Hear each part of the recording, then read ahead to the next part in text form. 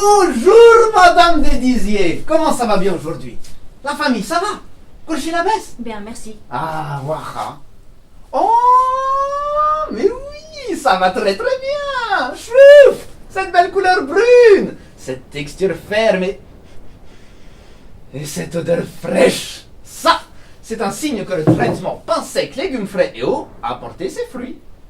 Et les migraines, elles se sont calmées. Oui, ça marche vraiment bien, merci. Waha. Eh bien alors on continue le traitement. Patient suivant.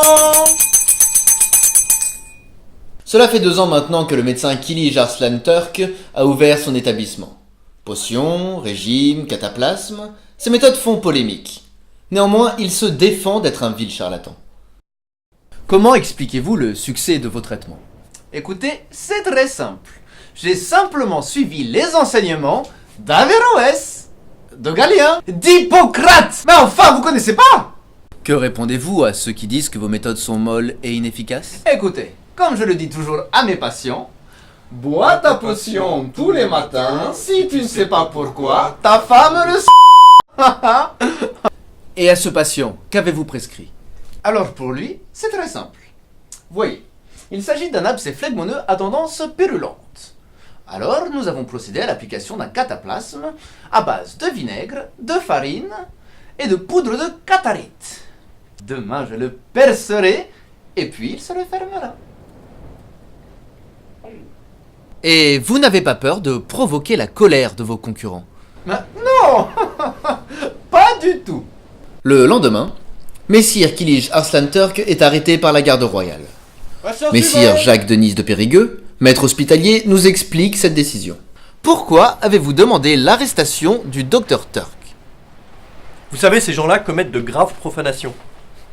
Ils ont même été jusqu'à besogner des cadavres pour comprendre la création divine. Comme je dis toujours, s'ils en sont réduits à ça, ils peuvent bien utiliser leur mort pour soigner leur mort. Leur mort. Mort. Alors, de quoi souffrait la dame de Dizier que soignait le docteur Turk? Ah, Madame de Dizier. Elle était possédée par un démon, tout simplement.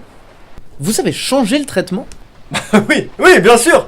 Je l'ai envoyé immédiatement en chirurgie. On a rasé le crâne, et ensuite on a pris un maillet et un clou pour faire une incision en forme de croix. Ensuite on a saupoudré le tout avec du sel pour faire fuir le démon. Ça a marché? Ah oui? Elle est vivante? Non. Pensez-vous que les gens vont revenir vers la médecine traditionnelle? Oui, bien sûr, de toute façon, je laisse toujours le choix à mes patients avant de les opérer. Alors que le docteur Kilij Turk est menacé de reconduite à la frontière, le docteur JD de Périgueux est formel. Les sujets du royaume auront tôt fait de découvrir la vaste filouterie des médecines venues d'ailleurs et de s'en remettre aux bonnes vieilles méthodes. Un reportage signé Eugène de Beauregard pour Royaume 2.